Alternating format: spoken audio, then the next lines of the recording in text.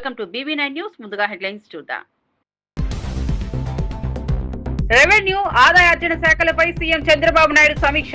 జిల్లా కలెక్టర్లకు దిశానిర్దేశం చేసిన సీఎం జీఎస్టీ ప్రయోజనాలు వివరించేలా విస్తృత ప్రచారం చేయాలన్న చంద్రబాబు. ఆంధ్ర విద్యార్థులకు సంగీత వాయిద్య పరికరాలు పంపిణీ చేసిన సీఎం రేవంత్ రెడ్డి. విద్యార్థుల ప్రతిభను అభినందించిన రేవంత్ రెడ్డి పాటల సీడీని ఆవిష్కరించిన సీఎం. మరిన్ని పథకాలు అమలు చేస్తామని హామీ. ఉపరాష్ట్రపతి ఎన్నికల్లో కాంగ్రెస్ ఎంపీల ఓట్లు బీజేపీకి అమ్మేశారని కౌశిక్ రెడ్డి విమర్శ. 15 ఓట్ల తేడా, అందులో 8 తెలంగాణ ఎంపీలవేనని ఆరోపణ. మోదీ చంద్రబాబుల మెప్పు కోసమే రేవంత్ పని చేశారని ధ్వజం. ఇక వార్త వివరాల్లోకి వెళ్తే, అమరావతిలో జరిగిన కలెక్టర్ల సదస్సులో ముఖ్యమంత్రి చంద్రబాబు నాయుడు పలు కీలక నిర్ణయాలు ప్రకటించారు. చెత్త మీద పన్నును పూర్తిగా తొలగించామని స్పష్టం చేశారు. జనవరి 1 నుంచి రాష్ట్రంలో ఎక్కడా వ్యర్థాలు కనిపించకూడదని ఆదేశాలు జారీ చేశారు. ఎవరి పరిధిలోనైనా చెత్త గుట్టలు కనపడితే సంబంధిత అధికారులపై కఠిన చర్యలు తీసుకుంటామని హెచ్చరించారు. విద్యార్థులకు ప్రభుత్వం అందించిన గ్రీన్ పాస్పోర్ట్ పథకాన్ని విస్తృతంగా ప్రచారం చేయాలని అధికారులకు సూచించారు. పర్యావరణ పరిరక్షణ, శుభ్రత, పరిశుభ్రతపై అధికారులు ప్రత్యేక దృష్టి పెట్టాలని ఆదేశించారు. రాష్ట్రాన్ని శుభ్రంగా, హరితంగా తీర్చిదిద్దేందుకు అందరూ కలిసికట్టుగా పనిచేయాలని సీఎం పిలుపునిచ్చారు. వేస్ట్ అంతా అక్టోబర్ 2 క్లియర్ అవుతుంది. కొద్దిగా మిగిలిపోతుంది. జనవరి 1 నుంచి వేస్ట్ అనే మాట ఎక్కడా కనపడకూడదు. That is your responsibility. You take all precautions. అక్కడి నుంచి ఉంటే మాత్రం ఫర్మ్గా యాక్షన్ తీసుకుంటాం. అది కూడా మీరు వర్కౌట్ చేసుకోండి. 83 లక్షల మెట్రిక్ టన్నులు ఏదైతే లెగసీ వేస్ట్ ఉందో అవన్నీ క్లియర్ చేయగలిగాం. అదే మరి చెత్త మీద పన్ను కూడా మనం తీసేయగలిగాం. ఇంకొక పక్కన స్టూడెంట్స్ అందరూ కూడా గ్రీన్ పాస్పోర్ట్ ఇచ్చారు. అది ప్రమోట్ చేయండి. ఈ కాన్సెప్ట్ని అందరికి కూడా, ఆఫీసర్స్ కూడా ఎవరైతే చేయగలుగుతారో, ఒక రెస్పాన్సిబిలిటీ తీసుకొని చేయగలిగితే దీన్ని ప్రమోట్ చేయండి. ఇది కూడా బాగుంటుంది. ఇది చేస్తే మంచి ఇంపాక్ట్ వస్తుంది. కాబట్టి ఇవి బ్రాడ్గా ఇవన్నీ కూడా మీరు రేపటి నుంచి నాకు ఇది లాజికల్గా మనం తీసుకుపోయే వరకు దీన్ని ముందుకు తీసుకెళ్దాం. తిరుమలలో విగ్రహ వివాదంపై టీటీడీ బోర్డు సభ్యుడు బీజేపీ నేత భానుప్రకాష్ రెడ్డి స్పందించారు. భూమన కరుణాకర్ రెడ్డి విగ్రహంపై చేస్తున్న ప్రచారం అసత్యమని ఆయన విమర్శించారు. ఆ విగ్రహం మహావిష్ణువుది కాదని, అది శనీశ్వరుడి విగ్రహం అని వివరించారు. గత 20 ఏళ్లుగా అదే ప్రదేశంలో ఆ విగ్రహం ఉన్నప్పటికీ ఇప్పుడు మాత్రమే కరుణాకర్ రెడ్డి ముస్లిం కన్నీళ్లు కారుస్తున్నారని ప్రశ్నించారు. ఆయన టీటీడీ చైర్మన్ గా ఉన్నప్పుడు కూడా అదే విగ్రహం అక్కడే ఉందని గుర్తు చేశారు. పవిత్రమైన తిరుమల ప్రతిష్టను దెబ్బతీసే విధంగా అబద్ధాలు ప్రచారం చేయడం సరైన పద్ధతి కాదని హెచ్చరించారు. భక్తుల మనోభావాలను కించపరిచే అసత్య ప్రచారాలను నిలిపివేయాలని భానుప్రకాష్ రెడ్డి విజ్ఞప్తి చేశారు. నేను ఈరోజు ఉదయం శ్రీ మహావిష్ణువు విగ్రహానికి జరుగుతున్నటువంటి అపచారం, అది కూడా సాక్షాత్తు శ్రీవారి పాదాల చెంత అలిపిరికి అతి సమీపంలో ఉన్నటువంటి ప్రాంతంలో ఈ రకమైన అపచారం జరుగుతోంది అన్నటువంటి విషయాన్ని వెలికి తీసి చూపిస్తే పాలక మండలి సభ్యులు, పాలక మండలి అధ్యక్షులు వీళ్ళందరూ కూడా నా మీద పడి అది శనీశ్వర విగ్రహమని పనిగట్టుకొని కరుణాకర్ రెడ్డి టీటీడీ మీద దుష్ప్రచారం చేస్తున్నాడు అనని నా మీద చాలా నిందారోపణలు మోపినారు. ఏ శాస్త్రం వీళ్లకు చెప్పిందో శంకు చక్రాలు ధరించినటువంటి విగ్రహం శని విగ్రహం ఎలా అవుతుందో ఈ ఋష్య పుంగవులకే తెలియాలి, లేదా ఈ ఆధునిక వేద భాష్యకారులకే తెలియాలి. శని విగ్రహం ఎలా ఉంటుంది అని చాలా స్పష్టంగా ఆగమంలో ఇలా ఇది శని విగ్రహం. ఇందులో శనికి ఒక విల్లు, ఓ బాణము, ఓ త్రిశూలము. ఇది ఎక్కడైనా కూడా శని విగ్రహం ఉండేటువంటి జనరల్గా ఉండేటువంటి విగ్రహం. మా అపర మేధావులైనటువంటి టీటీడీ పాలక మండలి సభ్యులు తాము తప్పు మీద తప్పు చేస్తూ మళ్ళీ అది శని విగ్రహం, ఎప్పుడో అక్కడ ఎవరో కన్నప్ప ఎవరో ఒక శిల్పి చెక్కి అక్కడ వెళ్ళిపోయినాడు అని అంటే శిల్పి చెక్కి దేవతా విగ్రహాన్ని అలా పాడేస్తే తీసివేయవలసినటువంటి బాధ్యత మీ మీద లేదా? అంటే ఒకవేళ మీరన్నట్టుగానే శని విగ్రహం అయితే అది దేవతా విగ్రహం కాదా? దేవతా స్వరూపం కాదా? నేను అది శని విగ్రహం కానే కాదని, అది 100% శ్రీ మహావిష్ణు విగ్రహమేనని చాలా స్పష్టంగా శంకు చక్రాలు ధరించినటువంటి విగ్రహంగా చాలా స్పష్టంగా అది నిరూపించటం జరిగింది. మీరు జరిగిన తప్పును సరిదిద్దుకోకుండా నేను ఆడపోయి మందు బాటలు వేసినానంట. సరే, ఎంతకైనా దిగజారి మా మీద నిందలు మోపేటువంటి శక్తి ఉన్నది, మీకు యుక్తి ఉన్నది, అధికారము ఉన్నది. అక్కడ సీసీ కెమెరాలు ఉంటాయి. నిఘా వ్యవస్థ పూర్తిగా విఫలమైంది.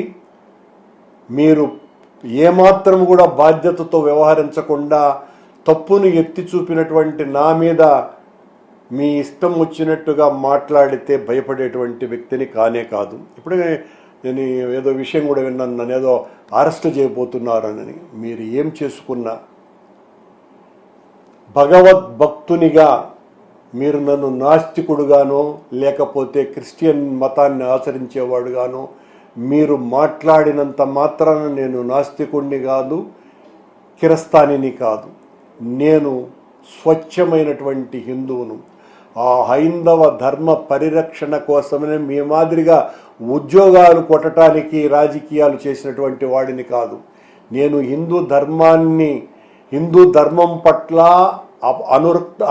అపరిమితమైనటువంటి అనురక్తి కలిగి భక్తి విశ్వాసాలతో అనేక పూజ్యనీయులైనటువంటి స్వాముల ద్వారా విషయ సంగ్రహం చేసి మాట్లాడేటువంటి వ్యక్తినే తప్ప నోటికి వచ్చినట్టుగా మాట్లాడేవాడిని కాదు. అలాగే స్వామివారు నన్ను కనుకరించినాడు కాబట్టే అనుగ్రహించినారు కాబట్టే నాకు 3 సార్లు టీటీడీ బోర్డు పదవి. కరీంనగర్ లో అంధ విద్యార్థుల కోసం నిర్వహించిన ప్రత్యేక కార్యక్రమంలో ముఖ్యమంత్రి రేవంత్ రెడ్డి పాల్గొన్నారు. జిల్లా సంక్షేమ శాఖ ఆధ్వర్యంలో అంధ విద్యార్థులకు సంగీత శిక్షణ అందించే కార్యక్రమంలో భాగంగా సంగీత వాయిద్య పరికరాలను సీఎం స్వయంగా విద్యార్థులకు అందజేశారు. ఈ సందర్భంగా విద్యార్థులు తమ ప్రతిభను ప్రదర్శిస్తూ పాటలు పాడగా సీఎం రేవంత్ రెడ్డి వారిని అభినందించారు. విద్యార్థులు పాడిన పాటలతో కూడిన ప్రత్యేక సిడీని ఆయన ఆవిష్కరించారు. ఈ కార్యక్రమంలో మంత్రులు Ponnam Prabhakar, Adluri Laxman, MP Anil Kumar Yadav, GHMC mayor Vijayalakshmi పాల్గొన్నారు. విద్యార్థుల ప్రతిభను గుర్తించి వారికి మరింత ప్రోత్సాహం ఇవ్వాలని ప్రభుత్వం కట్టుబడి ఉందని సీఎం హామీ ఇచ్చారు. అంధ విద్యార్థుల కోసం మరిన్ని ప్రత్యేక పథకాలు అమలు చేస్తామని సీఎం స్పష్టం చేశారు.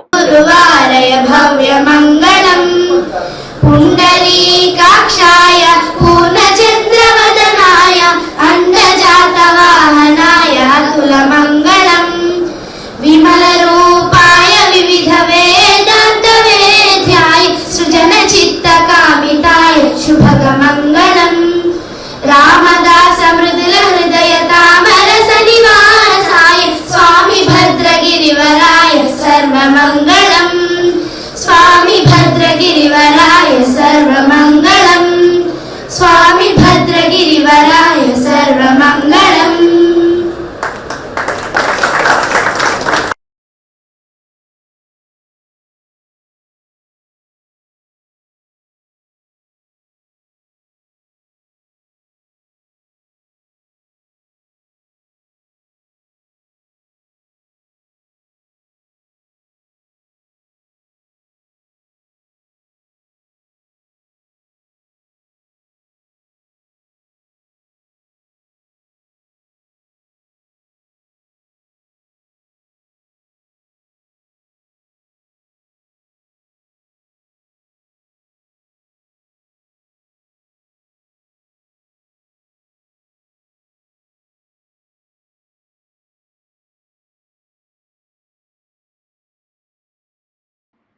బీఆర్ఎస్ లో అంతర్గత విభేదాలు తారాస్థాయికి చేరాయని టీపీసీసీ మీడియా కమిటీ చైర్మన్ సామ రామ్మోహన్ రెడ్డి సంచలన ఆరోపణలు చేశారు. కేసీఆర్ తర్వాత ఆధిపత్యం చేపట్టాలని ఒక పెద్ద వ్యక్తి ప్రయత్నిస్తున్నారని తెలిపారు. కేటీఆర్ ను బెంగళూరులోని నార్కోటిక్ కంట్రోల్ బ్యూరోకు పంపించే వ్యూహం ఇప్పటికే మొదలైందని పేర్కొన్నారు. ఈడీ ఆఫీస్ వద్ద ఓ హీరోయిన్ ఇచ్చిన స్టేట్మెంట్ ఆధారంగా కేటీఆర్ పై కుట్రలు పన్నుతున్నారని ఆరోపించారు. ఇప్పటికే కవితను పార్టీ నుంచి బయటకు నెట్టేసినట్లు ఇప్పుడు కేటీఆర్ ను పక్కకు నెట్టి పార్టీ పగ్గాలు చేపట్టాలని ఆ వ్యక్తి చూస్తున్నారని విమర్శించారు. కేసీఆర్ కుటుంబంపై జరుగుతున్న ఈ కుట్రలు త్వరలోనే బహిర్గతం అవుతాయని రామ్మోహన్ రెడ్డి హెచ్చరించారు. డ్రగ్స్ కి సంబంధించినటువంటి సెలబ్రిటీలకు సంబంధించిన డ్రగ్స్ మ్యాటర్లో ఒక హీరోయిన్ ఇచ్చినటువంటి స్టేట్మెంట్లో కేటీఆర్ గారి పేరు ప్రస్తావనని ఈరోజు బీఆర్ఎస్ పార్టీలో ఆధిపత్య పోరు కోసం తాతాలాడుతున్నటువంటి ఒక టాల్ పర్సనాలిటీ ట్రబుల్ షూటర్లు మరి ఆ స్టేట్మెంట్లోని కేటీఆర్ పేరుని వాడుకొని నార్కోటిక్స్ కంట్రోల్ బ్యూరోలో కేటీఆర్ని ఇరికించేటటువంటి కుట్రలు చేస్తూ ఉన్నారు. కుటుంబంలో నాకౌట్ మ్యాచ్లో ఒకరు బయటికి వెళ్ళిపోయినరు, ఇంకొకరు మాత్రమే మిగిలిరు కాబట్టి వాళ్ళను కూడా బయటికి పంపించేసేటటువంటి వ్యూహాన్ని ఈరోజు బీఆర్ఎస్ పార్టీలో చాలా జాగ్రత్తగా ముందుకు సాగుతూ ఉన్నారు. అప్పటి కేసులో ఆ స్టేట్మెంట్లో ఉంటున్నటువంటి పేరుతోటి ఎప్పటికైనా భవిష్యత్తులో ఇరకాటంలో పెట్టొచ్చు అనేటటువంటి దురుద్దేశంతో తద్వారా రాజకీయ లబ్ధి పొంది ఆ పార్టీలో ఆధిపత్యానికి వచ్చి పార్టీ పగ్గాలు చేతబట్టాలనేటటువంటిది నెక్స్ట్ కాంపిటీటర్ అయినటువంటి టాల్ పర్సనాలిటీకి మాత్రమే ఉంటుంది. కాబట్టి ఈ కుట్రల పాపం ప్రపంచానికి తెలియకుండా చేస్తామని చెప్పి అనుకుంటున్నట్టు కానీ దురదృష్టవశాత్తు అన్ని విషయాలు బయటకు వస్తూనే ఉంటాయి. నాకు తెలిసి ఈ వేదిక మీదకించి మేము చెప్తున్నటువంటి దాంతో కేటీఆర్ గారికి కూడా తెలుస్తుందని మేము అనుకుంటా ఉన్నాం. వాళ్ళకు ఉంటున్నటువంటి అంతర్గత పోరుతోటి రేపొద్దున ఎప్పటికైనా కేటీఆర్ అనేటటువంటి వాడే పార్టీ పగ్గాలు చేతపడతాడు. అది జరగొద్దు అని అంటే కేటీఆర్ని గట్టిగా ఇరికించేటటువంటి ఒక వ్యవహారం ఉండాలి. కాబట్టి narcotics control bureau zonal office బెంగళూరులో ఉంటున్నటువంటి దాని దగ్గర వ్యూహం పన్నుతున్నది ఎవరు అనేటటువంటిది భవిష్యత్తులో మీరు అందరు కూడా చూస్తారు. ఇది ప్రజల ముందు మేము పెట్టదలుచుకున్నాం. ఈరోజు ఏదో కలిసిమెలిసి కొట్లాడుతున్నట్టుగా, ఇంకోటి ఏదో అంతా కలివిడిగా, లేకపోతే ఏకతాటి మీదకి వచ్చి కొట్లాడుతున్నట్టుగా వాళ్ళు చేస్తున్నటువంటి డ్రామాలంతా తెలంగాణ ప్రజలు భవిష్యత్తులో చూడబోతున్నారు. బీఆర్ఎస్ పార్టీ పతనమయ్యింది. ఇప్పుడు చీలికలు కూడా మొదలైపోయి ఒకరు చీలిపోయినరు. రానున్నటువంటి కాలంలో లెజిటిమేట్గా కేసీఆర్ కొడుకునే పక్కకు తన్నేసేటటువంటి వ్యూహం రచిస్తున్నటువంటి వారి యొక్క రాజకీయం ఏదైతే ఉందో దానికి సహకరిస్తున్నటువంటి నాయకులు ఎవరైతే ఉన్నారో బీజేపీలో ఉండి ఇదంతా భవిష్యత్తులో మనం చూడబోతున్నాం. ఇక్కడ గతంలో ED office, Hyderabad ED office ముంగట ఒక హీరోయిన్ ఇచ్చినటువంటి స్టేట్మెంట్లో కేటీఆర్ గారి పేరు ప్రస్తావన తీసుకున్నటువంటి దాన్ని narcotics control bureau zonal office బెంగళూరులో ఈ దాన్ని అడ్డం పెట్టి ఎప్పటికైనా కూడా కేసులు ఇరికిచ్చేటటువంటి అవకాశం ఉంటుంది. కాబట్టి ఎప్పటికైనా భవిష్యత్తులో నాకు ఇది కావాలని దాని మీద వ్యూహం పన్నుతున్నారని నేను స్పష్టంగా చెప్పిన. కుటుంబంలో ఉండి పోటీ పడుతున్నటువంటి వ్యక్తులు ఒకరు వెళ్ళిపోయారు బయటికి, ముగ్గురుండే, నాలుగో వ్యక్తి అని అంటే అది ఎప్పటికైనా పోయేటటువంటిది ఉండొచ్చు. కానీ ముగ్గురుండే ఒకరు వెళ్ళిపోయినరు, ఇద్దరు. ఈ ఇద్దరు ఉంటున్నటువంటి దాంట్లో కేటీఆర్ గారిని పక్కకేసేటటువంటి కుట్రలు వ్యూహాలు రచిస్తున్నారని చెప్పి నేను చెప్తా ఉన్నా. నేను ఆన్ రికార్డ్ చెప్తా ఉన్నా. అది కూడా ఏ బేస్ మీదకి చేస్తారో కూడా నేను చెప్తా ఉన్నా. అది కేంద్రం కింద వచ్చేటటువంటిది, మరి ముఖ్యంగా హోమ్ అఫైర్స్ కింద వచ్చేటటువంటి విషయం. వీళ్ళు ఈడ ఏది పరువు నష్టం దావాలని లేకపోతే ఇంకోటని నోటీసులతోటి డ్రామాలు ఏందో నాకు అర్థమవుతలే. మరి నిజంగానే చిత్తశుద్ధి ఉంటే బీజేపీ దీని మీద లోతుగా విశ్లేషించి దాని మీద ప్రజలకు ముందుకు వచ్చి స్పందించాలి, దాని యొక్క వైఖరి ఏంటిది అనేటటువంటిది. కేటీఆర్ గారిని ఇరకాటంలో పెట్టేటటువంటి కుట్రలు ఆ కుటుంబ సభ్యులే నెక్స్ట్ నాకే కావాలి పగ్గాలని కొట్లాడుతున్నటువంటి వ్యక్తి వ్యూహం రచిస్తుండని చెప్తున్నా. నేను కేటీఆర్ గారు బయటికి వెళ్ళిపోతున్నాను నేను అనలే. బీజేపీ వాళ్ళు దీని మీద లోతుగా విశ్లేషించి వాళ్ళ యొక్క స్పందన చెప్పాలి. బయట డ్రామాలు వద్దంటున్నా. బండి సంజయ్ గారు హోంశాఖ మంత్రులు, ఆయన కింద ఉంటున్నటువంటిది ఈ శాఖ నేను ఇప్పుడు చెప్పింది నార్కోటిక్స్ కంట్రోల్ బ్యూరో కూడా. ఆయన ఈడ ఉత్తగానే ఆయన నన్ను తిట్టిండు, నేను ఈయన తిట్టినా కాబట్టి ఆయన పరువు నష్టం దావా వేసిండి డ్రామాలందరూ. మాజీ మంత్రి పేర్ని నాని భూ కబ్జా ఆరోపణలపై స్పష్టతనిచ్చారు. తన కుమారుడు పేర్ని కృష్ణమూర్తి ఎన్నికల్లో సమర్పించిన అఫిడవిట్ లో అన్ని ఆస్తి వివరాలు అధికారికంగా నమోదు చేసినట్లు చెప్పారు. అంతేకాకుండా ఐటీ రిటర్న్స్ లో కూడా అన్ని వివరాలు స్పష్టంగా చూపించబడ్డాయని తెలిపారు. అందువల్ల ఇందులో అక్రమాలు లేదా ఆక్రమణలు లేవని ప్రశ్నించారు. 2022లో లింగం రమణమూర్తి నుంచి తాను మామగారు తల 500 గజాల భూమి కొనుగోలు చేస్తామని వివరించారు. ఒక్కో గజానికి 11,500 రూపాయల చొప్పున మొత్తం 57,50,000 రూపాయలు చెల్లించామని రికార్డులతో చూపించారు. భూమి కొనుగోలు పూర్తిగా చట్టబద్ధమని, ఈ ఆరోపణలు కేవలం రాజకీయ ప్రయోజనాల కోసం చేస్తున్నవేనని ఆయన ఖండించారు. పెళ్లి కాలేదు కాబట్టి మొత్తం నా పేరున్న ఆస్తులు కానీ, మా వ్యాపారాలు కానీ, బ్యాంక్ అకౌంట్లు కానీ, అలాగే నా భార్య పేరు మీద ఉన్నటువంటి ఆస్తులు కానీ, బ్యాంక్ అకౌంట్లు కానీ, లావాదేవీలు కానీ మొత్తం లోన్లతో సహా ప్రతిదీ మేము డిక్లేర్ చేయాలి. ఇది ఎలక్షన్ కమిషన్కి ఇచ్చినటువంటి మన దాంట్లో డిక్లేర్ చేసాం.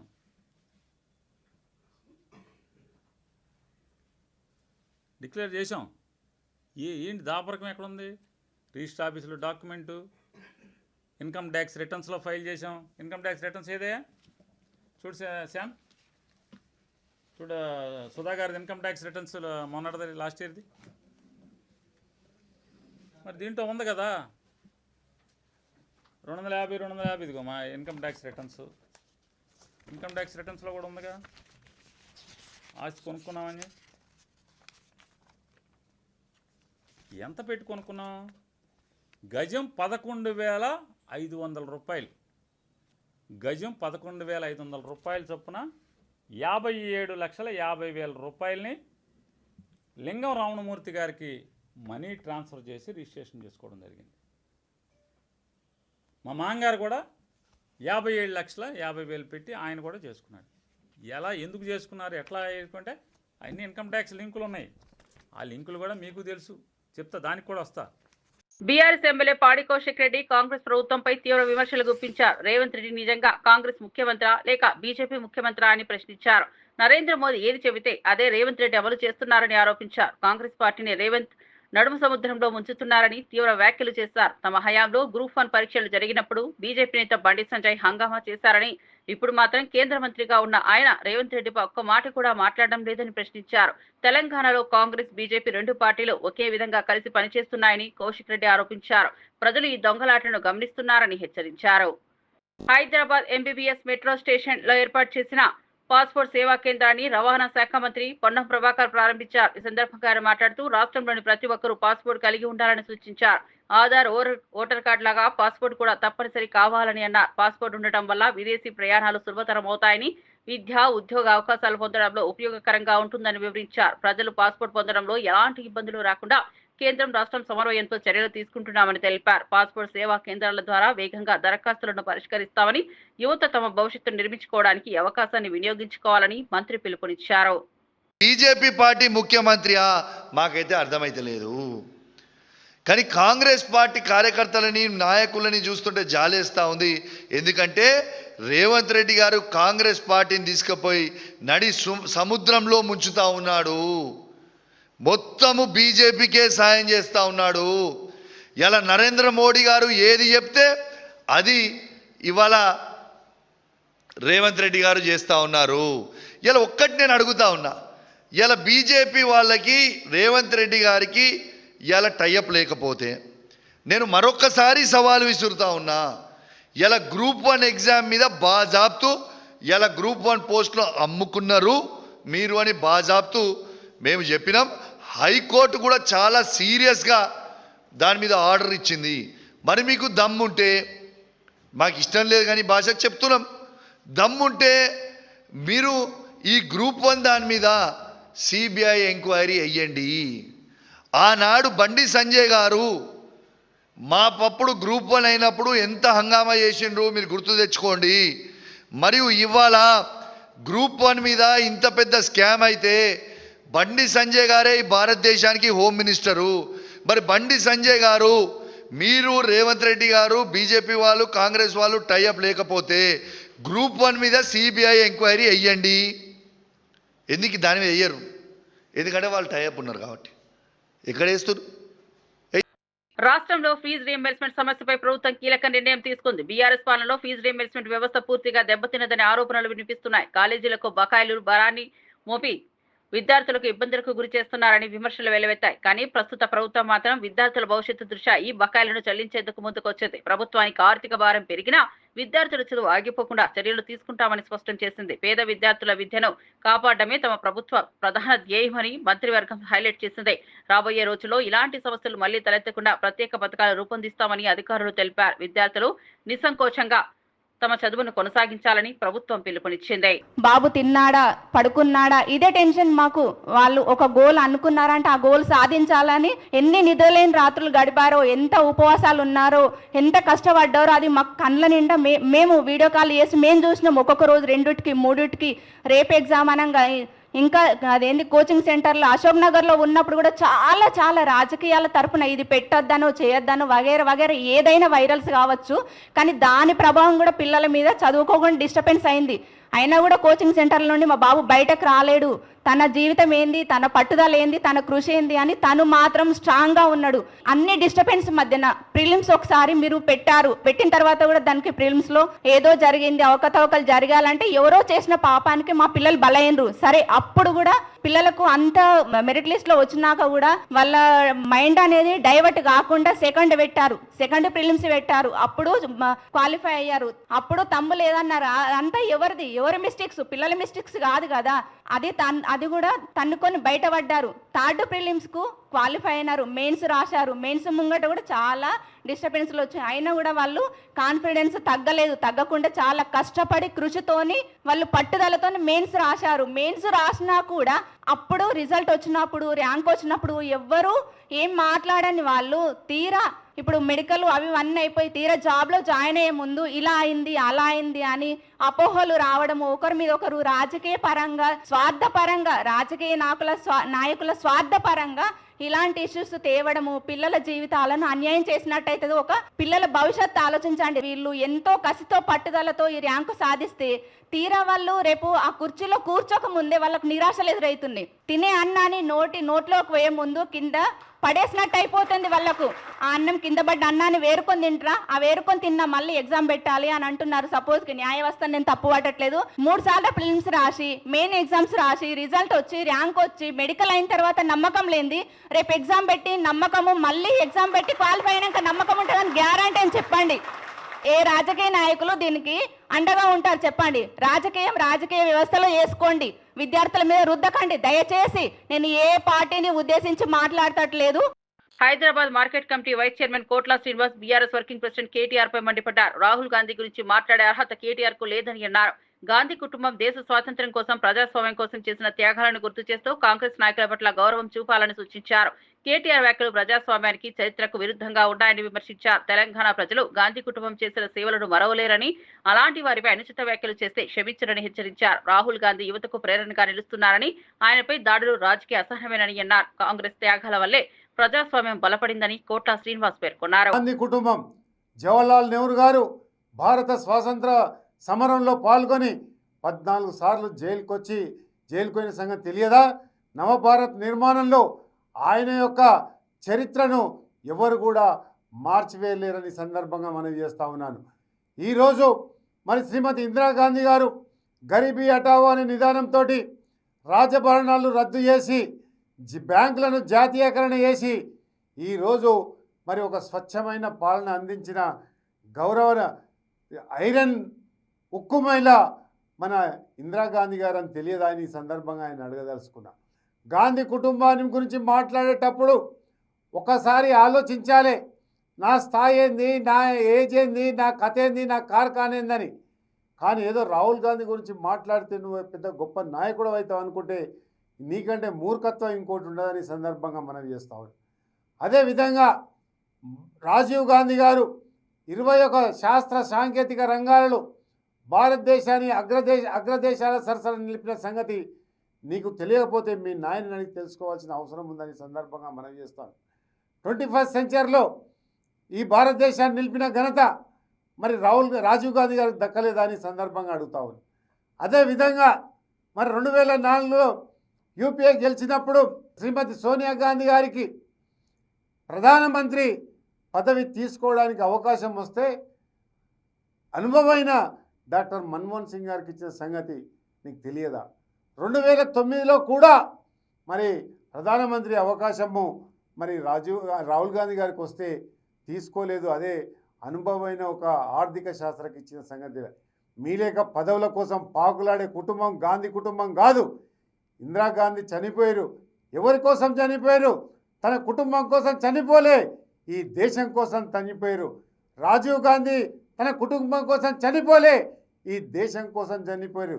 తల్లి తనయుల బలిదానం ఈ దేశం మర్చిపోదన్న సంగతి కూడా ఈ సందర్భంగా మనవి చేస్తాం. విజయవాడలో దసరా ఉత్సవాలను అంతర్జాతీయ స్థాయిలో జరపడానికి రాష్ట్ర ప్రభుత్వం స్థానిక ప్రజాప్రతినిధుల సమన్వయంతో ఏర్పాట్లు చేస్తున్నారు. కనకదుర్గమ్మ అమ్మవారి దసరా ఉత్సవాల సందర్భంగా విజయవాడ ఉత్సవం నిర్వహించడం గొప్ప విశేషమని మంత్రి కొలుసు పార్థసారథి తెలిపారు. ప్రైవేట్ హోటల్లో జరిగిన సమావేశంలో అధికారులు, ఎంపీ కేశినేని చిన్ని, ఇతర ప్రజాప్రతినిధులు పాల్గొన్నారు. ఉత్సవాలు జరిగే 11 రోజుల పాటు కార్నివాల్, లైవ్ మ్యూజిక్ కాన్సర్ట్స్, సాంస్కృతిక కార్యక్రమాలు ప్రత్యేక ఆకర్షణలుగా నిలవనున్నాయి. స్థానిక సంస్కృతి సంప్రదాయాలను ప్రపంచానికి పరిచయం చేస్తూ విజయవాడ ప్రతిష్టను పెంపొందించడమే ఈ ఉత్సవాల ముఖ్య ఉద్దేశమని తెలిపారు. రాష్ట్రం మొత్తం ఈ వేడుకల్లో భాగస్వామ్యం కావాలని పిలుపునిచ్చారు. వాటిని ఉపేక్షించకుండా ఆ ఇబ్బందులు ఎదుర్కొంటానికి కూడా మనందరూ కూడా సిద్ధం అవ్వాలని చేసి నేను భావిస్తా ఉన్నా. నేను విజయవాడ మహోత్సవాలు అనేది అందరి కార్యక్రమం అనే భావన కల్పించే విధంగా ఈ కార్యక్రమాలు నిర్వహించాలని, ఈ కార్యక్రమం దిగ్విజయం అవ్వాలని చెప్పేసి కోరుకుంటా ఉన్నాను. ఈ విజయవాడ ఉత్సవం అమ్మవారి భక్తుల దర్శించుకున్న భక్తులకి మన ప్రాచీన కళలనే కాకుండా విజయవాడ నగరవాసుల్లో చిన్నపిల్లల నుంచి పెద్దవారి వరకు వారిని ఒక వినోదంతో పాటు ఆనందంతో పాటు ఆధ్యాత్మిక చింతనకు తీసుకెళ్లడమే ఈ విజయవాడ ఉత్సవం యొక్క ముఖ్య కార్యక్రమం. ఇవాళ కొన్ని చోట్ల స్థలాలు తీసుకుని ఈ కార్యక్రమాన్ని చేస్తున్నాం. ఇది ఎవరి మీద భారం మోపడం కాదు, తప్పకుండా ఆధ్యాత్మిక సాంస్కృతిక వినోద కార్యక్రమాలతో పాటు పెద్ద కార్నివాల్ బందర్ రోడ్లో పెట్టబోతున్నాం. తప్పకుండా నగర ప్రజలందరూ దీంట్లో పాల్గొనాలి, భక్తులందరూ కూడా వీటిని వీక్షించాలి. మహేంద్రవరంలో విలేకరుల సమావేశం నిర్వహించిన మాజీ మంత్రి చెల్లుబోయిన వేణుగోపాలకృష్ణ చంద్రబాబు నాయుడుపై తీవ్ర విమర్శలు చేశారు. శెట్టి బలిజలతో ఆటలాడుతున్నారని ఆరోపించారు. 1997లో సీఎం హయాంలోనూ చంద్రబాబు ఇదే విధంగా కుల రాజకీయాలు చేశారని, ఇప్పుడు మళ్లీ అదే బంధాన్ని కొనసాగిస్తున్నారని అన్నారు. శెట్టి బలిజలు చంద్రబాబు కుల ప్రలోభాలకు లోను కాకూడదని సూచించారు. తమ వైఎస్ఆర్ కాంగ్రెస్ పార్టీ ఎప్పుడూ కుల రాజకీయాలకు పాల్పడలేదని, భవిష్యత్తులో కూడా చేయబోవని స్పష్టం చేశారు. శెట్టి బలిజల మనోభావాలు కించపరిచిన చంద్రబాబు ప్రజలతో క్షమాపణ చెప్పాలని ఆయన డిమాండ్ చేశారు. ఈ సమావేశంలో ఇనిసుపేట కోఆపరేటివ్ బ్యాంక్ అన్నపూర్ణరాజు, దేవస్థానం వైస్ చైర్మన్ దుంగా సురేష్, ఇతర నాయకులు పాల్గొన్నారు. ఆయన కొనసాగిన ఏ కాలంలోనూ కూడా అమలు చేయలేదు. 97 నుంచి 2004 మధ్య కానీ, 2014 నుంచి 19 మధ్యలో కానీ మధ్యలో జరిగినటువంటి దానికి కారణం ఏంటంటే ఆ రోజే శెట్టిబలి సంఘీయులు ఈ జీవోకు వ్యతిరేకంగా కోర్టుకు వెళ్ళారు.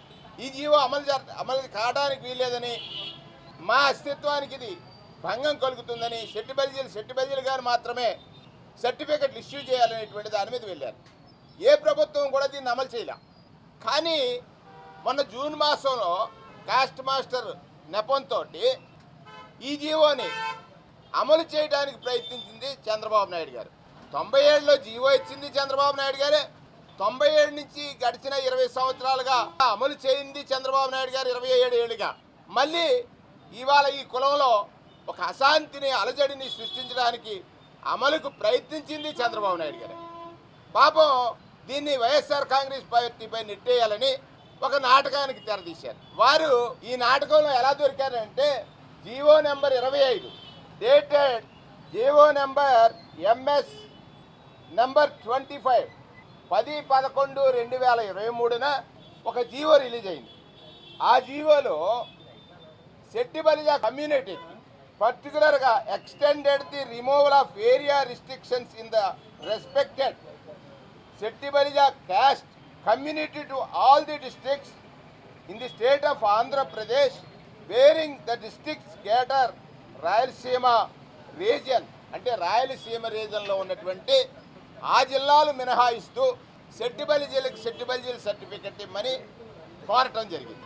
నేను అడుగుతున్నా, ఎవరైతే ఇవాళ ఈ పాలాభిషేకాలకి పొరుగుల్పారో, ఈ విషయంలో చంద్రబాబు నాయుడు గారు గొప్పగా చేశారని చెప్తున్నారో, వారు మాట్లాడినటువంటి మాటల్ని ఒకసారి వినాలి.